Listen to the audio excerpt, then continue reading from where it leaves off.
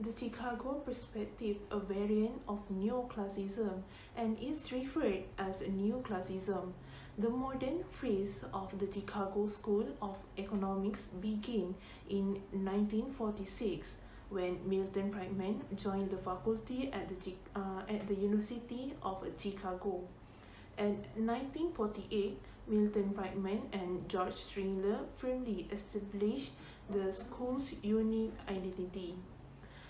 Gary Baker, Robert Lucas, and several other prominent economists at Chicago have continued the tradition, as have economists holding widely scattered positions in academia, business, and government.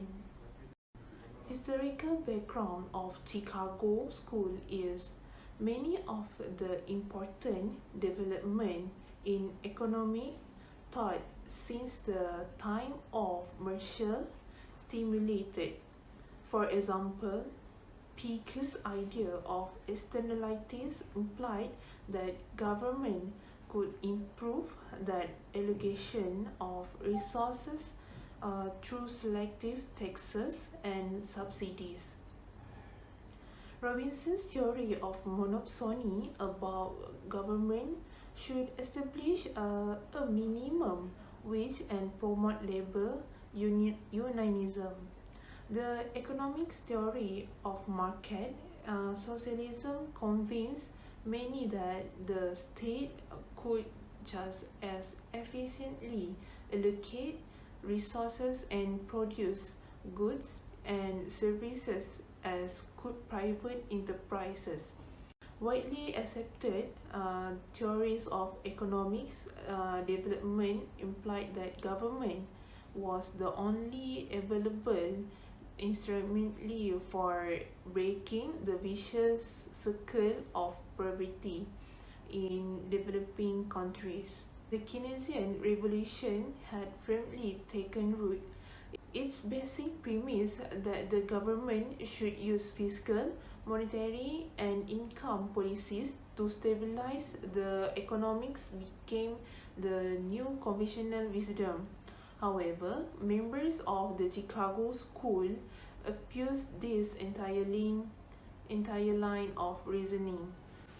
There are 5 major tenets of the Chicago School, which are optimizing behavior, price and wages convert into their long-run equilibrium, mathematical orientation, rejection of Keynesian economics, and limited government. Firstly, optimizing behavior.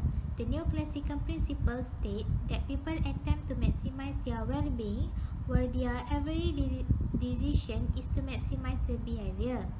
The basic economic unit is individual, but the individual could combine into a larger unit, which is family politician, political interest group, business organization, as a way to achieve and gain from the specialization as an exchange. Next is observe price and wages in general tend to be good approximations of their long-run competitive ones. Price and wages reflect opportunity cost to society at the margin. Monopoly price persists in the long run only in instances where government blocks competitive entry.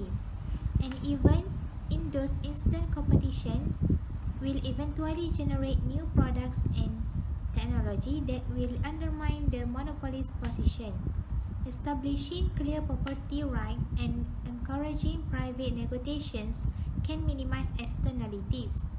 Institutional arrangements were like seniority pay, large executive salary, union contracts, and so forth.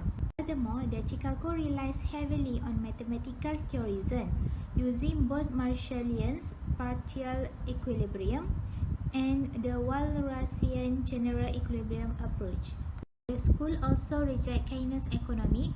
They conclude that the economy is self-adjusting and regulating, with minor fluctuations being self-limiting. Besides, changes in the money stock can cause direct changes in the nominal GDP, rather than operating exclusively through financial interest rates. Furthermore, fiscal policy is generally ineffective.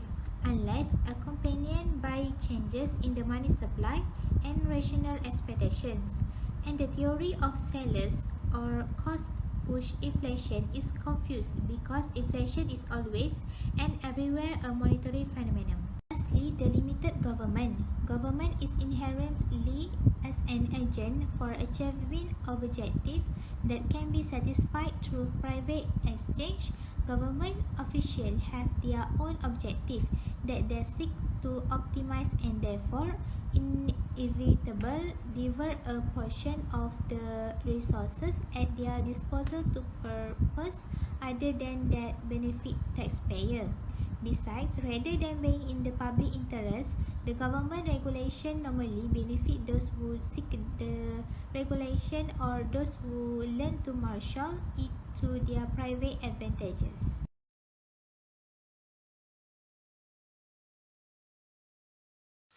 Major contribution in Chicago School.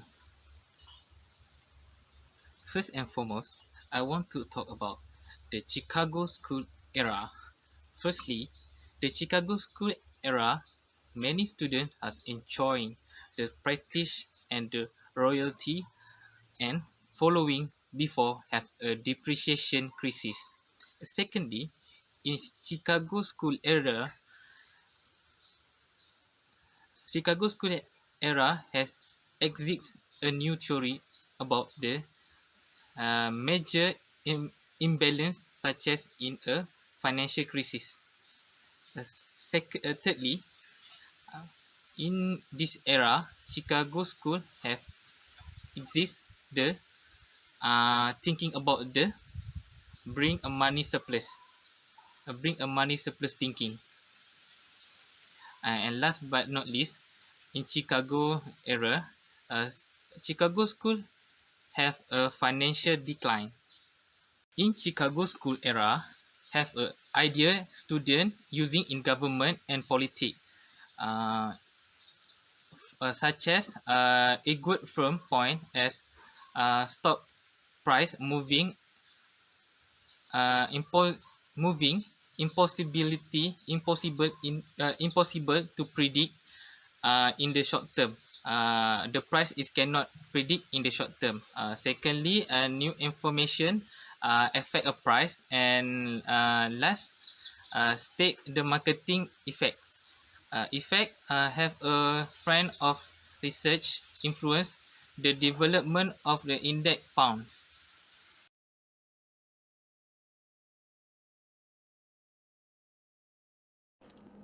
The founder of Chicago School of Economic Thought. First, I would like to tell the first founder that is Frank Knight. Frank Knight was the first member of the Chicago School of Economic Thought. He made the great contribution in the macroeconomy and significant work over the risk, uncertain, and profit in 1931. Knight was the revolutionary and noticeable difference from the later Chicago thinker. He believed on the free market and less intervention of the government in the market. The second founder is the Milton Friedman. Milton Friedman was the bigger inflation economy in later 20th century in the Chicago School economy thought. Friedman was one of the students of Frank Knight. He also won the Nobel Prize in 1976 for contribution in economy. Friedman also believed that laissez-faire government policy is more desirable than the government intervention in economy. The third founder is Ronald Coase. Ronald Coase is the most projecting economy analysis of law, and for this he won the Nobel Prize in 1991. Ronald's first article is The Nature of the Firm, argue that the existence of the firm will lead to cost of the existence transaction cost that explain about the limit of firm and the problem of social cost. Ronald also published the second article, The Problem of social costs. That argue if without transaction costs, people will bargain with one another to create the same allocation of the cost. The fourth founder is George Stigler. George works on his thesis under Frank and developed economic theory of relocation and won the Nobel Prize in 1982. Theory that is those interest groups and political participants will use the relegation and conceive power of government to create the law and relegation that give a benefit to them. Stigler conducted extensive research on the history of economic thought and published the article that is information in labor market in 1962. And the last founder is Robert E. Lucas. Robert was the success of the Chicago School of Economic Thought that won the Nobel Prize in 1995. He was ranked in the top 10 great economy in a research paper in economy field. His contribution in macroeconomy is asset pricing, economic growth, and monetary economy.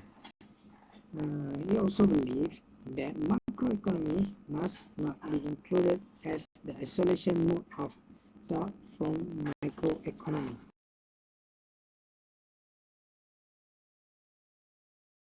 So the conclusion of the Chicago School is first, investment in human capital. Okay, the theory of investment in human capital in the modern are generalized from by a Becker in year 1964. Okay, the basic principle are applied to all human capital investment decision, such as a decision by a worker to move to a new location to work. Okay, the decision by a worker to move to a new location to work to provide on-the-job training to its worker. It is because they want to give more training to their workers in the new place. Okay, the next slide is the theory of the allocation of time. The neoclassical theory of consumer behavior assumes that consumption is instantaneous. Becker argued that consumption takes time and that time is scarce and has value. Okay, the last was on the family. It has 4 types of on the family. First, theory of marriage. Second, altruism. Third, fertility, and last, divorce. Okay. First, the theory of marriage. Okay, all society have developed long-term protection for marriage, and it defined by a long-term commitment between a man and a woman. Okay, second, fertility. The Becker was say that the children has a price. The meaning of the price is the children have cost to grow up, such as their food, shelter, and clothing, and more. Okay, the altruism can add to the potential gains from marriage. The happy family members can add to the other family member to happy to same the family member others. Okay, the last, divorce. The divorce are more likely early in the marriage than later.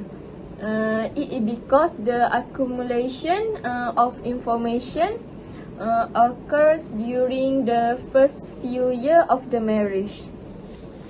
Okay, that's all for the conclusion of the Chicago School. Thank you.